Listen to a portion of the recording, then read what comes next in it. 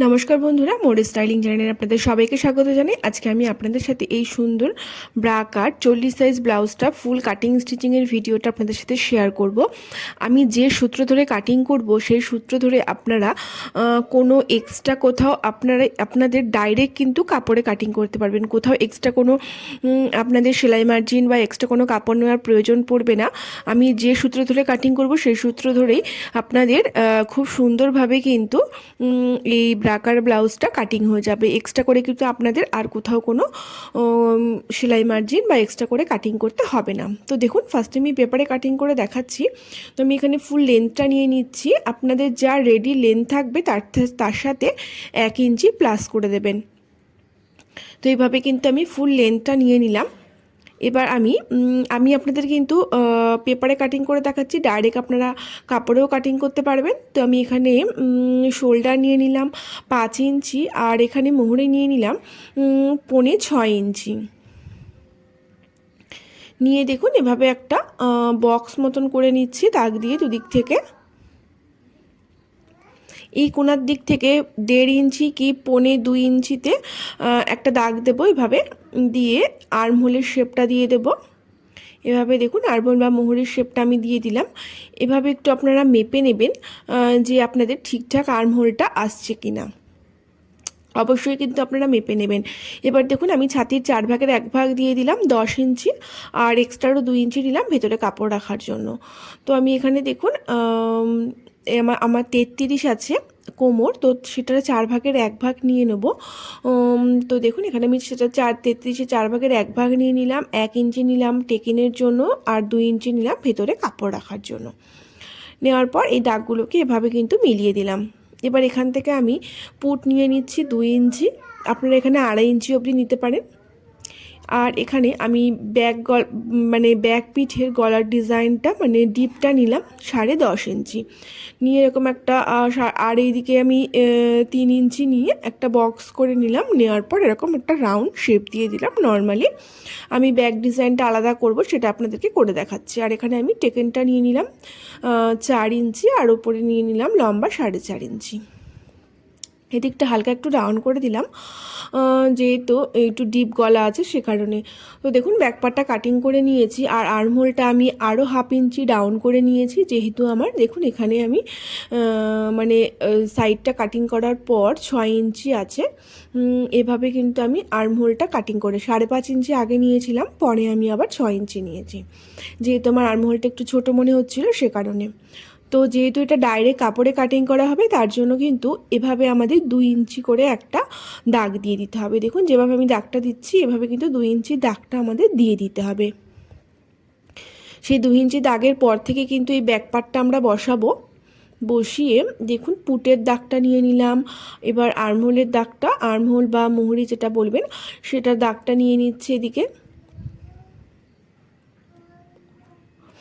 এদিকে নিয়ে নিলাম। ফিটিংসের দাগটাও নিয়ে নিলাম।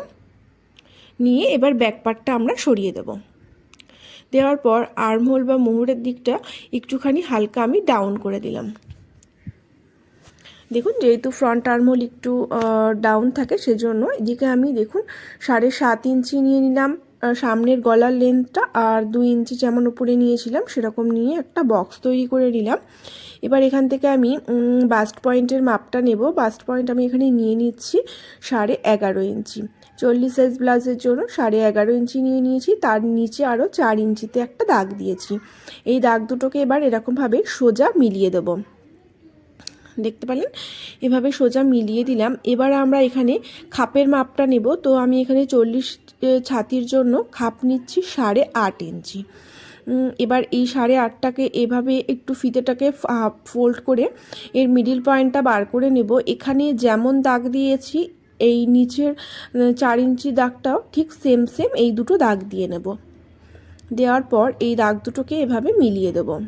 এই মিডিলের দাগটা কিন্তু আমাদের টেকিনের হবে। খাপের যে সেকেন্ড পার্টটা হয় সেটা যে টেকিন হয়, সেই টেকিনের এই দাগটা দিয়ে দিলাম এখানে 1/2 ইঞ্চি করে 1 ইঞ্চি। ওপরে দেখুন আমি 2.25 ইঞ্চি তুললাম, এদিক থেকেও 2.25 ইঞ্চি তুললাম, এদিক থেকে 1 ইঞ্চি, এদিক থেকে 1/2 ইঞ্চি, আর এই নিচ থেকে 1 ইঞ্চি এই দাগগুলোকে এবার এই মিডল পয়েন্টের সাথে এভাবে মিলিয়ে দেব। আপনারা যদি একবারে বুঝতে না পারেন ভিডিওটা একটু পজ করে দেখে নেবেন। তো দেখুন এভাবে কিন্তু আমি মিলিয়ে দিলাম দাগগুলোকে। এবার এখান থেকে আমি 3 ইঞ্চি নিলাম, আপনারা এখানে 2.5 ইঞ্চি কি 3 ইঞ্চিও নিতে পারেন। তো এখানে আমি 3 ইঞ্চি নিলাম, নিয়ে এভাবে একটা এই কোণা করে মিলিয়ে দিলাম দেখুন এই খাপটাকে। আর এই কোণার থেকে 1.5 ইঞ্চি ওপরে একটা দাগ দিলাম, দিয়ে ফ্রেঞ্চ কার্ভ স্কেলটা দিয়ে এভাবে একটা রাউন্ড শেপ করে দিলাম। এটা আপনারা হাত দিয়েও কিন্তু দিতে পারেন ডট ডট করে। এদিকেও আমি গলার একটা রাউন্ড শেপ দিয়ে নিলাম। তো দেখুন আমার খাপের কিন্তু দুটো পার্ট বেরিয়ে গেছে। এবার নিচে বেল্টের পার্টটা বার করতে হবে, তো তার জন্য 4 ইঞ্চি নিচে একটা দাগ দিলাম, দিয়ে এভাবে একটা স্ট্রেট লাইন টেনে নিলাম। তো এদিকেও 4 ইঞ্চি যেমন নিয়েছিলাম এদিকেও 4 ইঞ্চিতে একটা দাগ দিয়ে দেবো, দিয়ে এবার ব্যাক পার্টটাকে বসিয়ে নেব। ব্যাক পার্টটাকে বসিয়ে নিয়ে ব্যাক পার্টের মানে চওড়াটা আর কি সেটা আমরা নিয়ে নেব এখানে। তো দেখুন এভাবে ব্যাক পার্টটা বসিয়ে নিয়ে ব্যাক পার্টের চওড়াটা এখানে নিয়ে নিলাম, নিয়ে এদিক থেকে 4 ইঞ্চিতে একটা যেমন দাগ দিয়েছিলাম সেরকম দিয়ে নিলাম, দিয়ে এরকম ডট ডট করে আমরা কিন্তু হালকা একটু নিচের দিকে ডাউন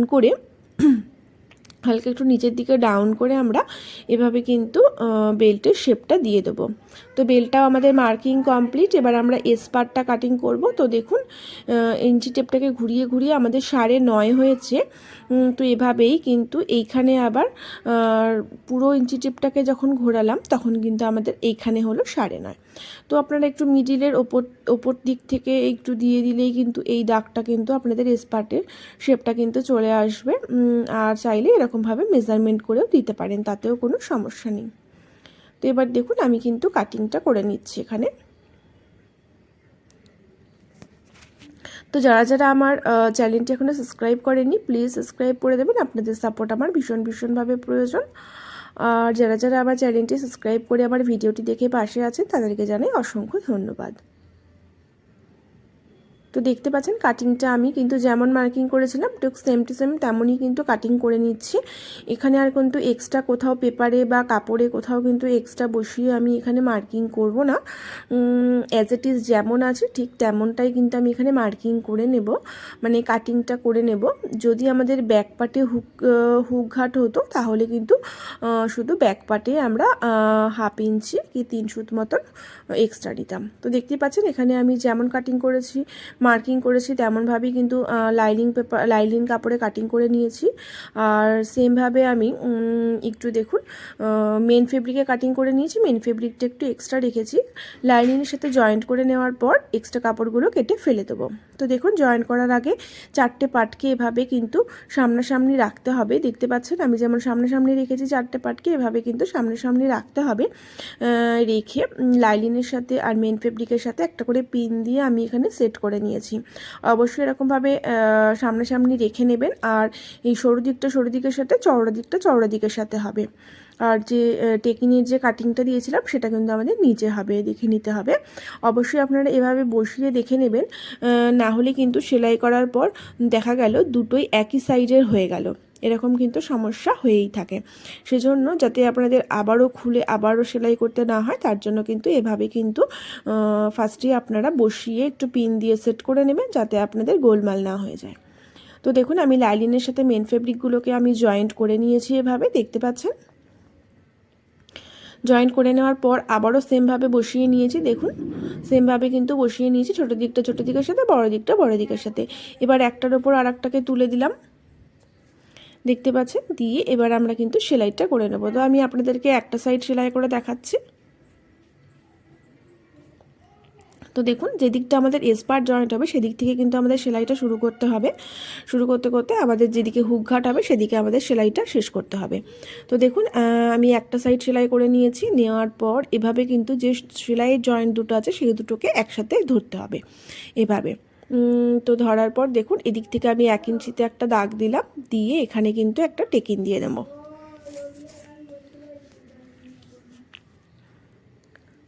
তো দেখুন এদিক থেকে কিন্তু আমি একটা টেকিন দিয়ে নিলাম। এভাবে আমাদের কিন্তু সেলাই যে দুটো ছিল সেই দুটোকে জয়েন করতে হবে, কাপড় একটু ছোটো বড়ো হলে কোনো সমস্যা নেই। দেখতে পাচ্ছেন এভাবে কিন্তু আমাদের খাপটা রেডি হয়ে গেছে। সেমভাবে এই সাইডের খাপটা আমি রেডি করে নেব।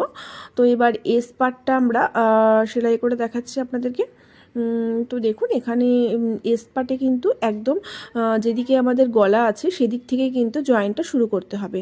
নিচের দিকে যদি হাফ ইঞ্চি একটু কাপড় 2 সুত কি হাফ ইঞ্চি কাপড় এক্সট্রা হয়ে যায় কোনো সমস্যা নেই, আপনারা সেটা কেটে ফিনিশিং করে দিতে পারবেন। তো দেখুন এভাবে কিন্তু আমরা একটুখানি এক্সট্রা হয়েছে সেটা আমি এখানে ফিনিশিং করে দিলাম। এবার আমরা বেল্টের পার্টটা লাগিয়ে নেব। তো বেল্টটা দেখুন একটুখানি কোণার দিকটা এক্সট্রা রাখবো, রেখে আমরা কিন্তু এখানে সেলাইটা করে নিয়েছি। দেখতে পাচ্ছেন সোজা দিকটা সোজা দিকের সাথে রেখে অবশ্যই সেলাইটা করতে হবে সব সময়। তো এভাবে কিন্তু আমরা সেলাইটা করে নিচ্ছি। এদিকেও যদি হালকা একটু বেশি হয়ে যায় কোনো সমস্যা নেই, আপনারা কেটে ফিনিশিং করে নিতে পারবেন। এবার দেখুন কাপড়টাকে সোজা করে নিলাম, নেওয়ার পর সেলাইয়ের ওপরে বসিয়ে একটা চাপ সেলাই দিয়ে নেব এখান থেকে। দেখুন এখানে একটা চাপ সেলাই দিয়ে নিয়েছি। এবার তার থেকে এক চাপ ছেড়ে আরও একটা সেলাই দিতে হবে আমাদেরকে। দেখুন আরও এক চাপ ছেড়ে একটা সেলাই দিয়ে নিলাম। এবার কিন্তু আমাদের ফ্রন্ট পার্টটা কমপ্লিট হয়ে গেছে। আর এখানে একটু হালকা এক্সট্রা হয়েছিল সেটা আমি কিন্তু কেটে ফেলে দিলাম। তো দেখতে পাচ্ছেন সেম প্রসেসে কিন্তু আমি আর একটা সাইডও করে নিয়েছি। এবার আমরা হুক পট্টি ঘাটপট্টি লাগিয়ে নেব।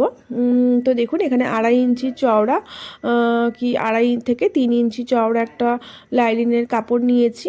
নিয়ে এভাবে কিন্তু সোজা দিকে রেখে একবার সেলাই দিয়ে নিচ্ছি। এইভাবে সোজা দিকে রেখে একটা সেলাই দিয়ে নিলাম। এবার লাইলিনের কাপড়টাকে দেখুন খুলে নিলাম, নেওয়ার পর একবার ফোল্ড করে আরও একটা সেলাই দিয়ে নেবো এর ওপরে। আপনারা চাইলে এই সেলাইটা নাও দিতে পারেন, ডাইরেক্ট আরেকবার ফোল্ড করে সেলাই করে দিলেই হয়ে যাবে। তো দেখুন এভাবে একবার সেলাই করে দিলাম। এটাকে দেওয়ার পর এক্সট্রা যে কাপড়টা ছিল সেটাকে কেটে বাদ দিয়ে দিয়েছি। এবার আমি পুরোপুরি ব্যাক সাইডে উল্টে নিলাম। নেওয়ার পর এই দুধারে নিচের দিকে আর ওপরের দিকে একটা করে সেলাই দিয়ে রেখে দেবো। আর মিডিলের যে গ্যাপটা আছে ওটা কিন্তু আমি পরে সুই সুতো দিয়ে হাতে হেম করে দেবো।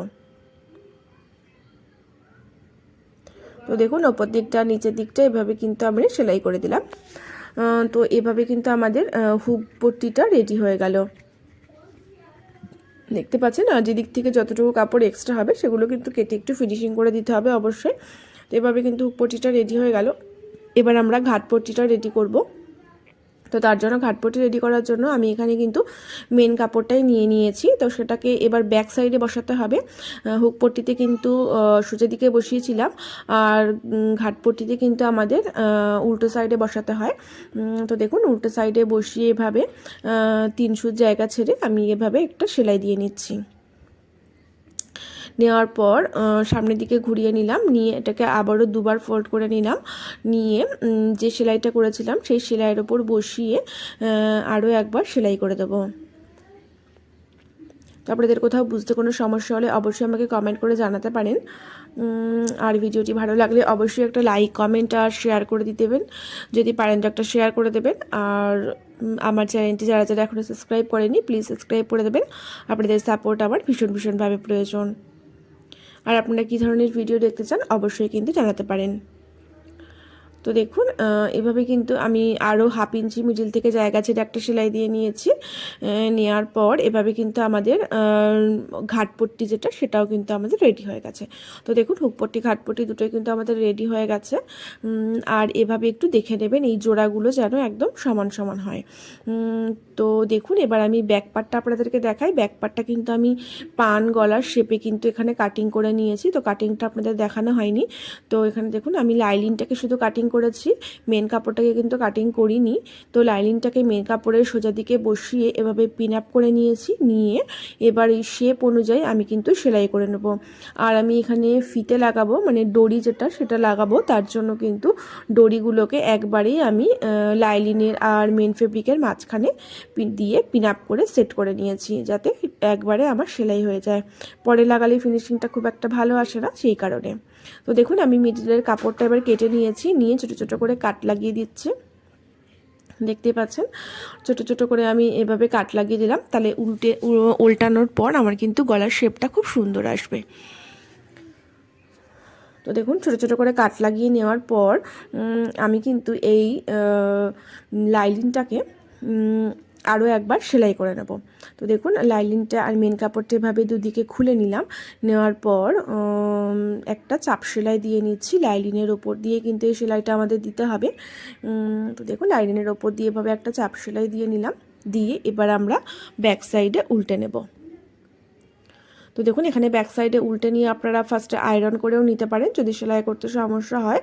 তো আমি ডাইরেক্ট সেলাই করে দিচ্ছি, আর আপনারা চাইলে এখানে কিন্তু ফার্স্টে আয়রন করে নিতে পারেন, দেন আপনারা সেলাই করতে পারেন। তো এবার আমার চারিধারে গলায় আমি একটা লেস লাগাবো, এরকম এটা গোটাপাট্টি লেস বলে, মানে ত্রিভুজ টাইপের দেখতে যে লেসটা হয়, তো সেই লেসটা আমি এখানে লাগাচ্ছি। এটা লাগানোর পর কিন্তু ব্লাউজের লুকটা অনেকটাই চেঞ্জ হয়ে যাবে। দেখতে পাচ্ছেন আমি এখানে পুরোটা লাগিয়ে নিচ্ছি।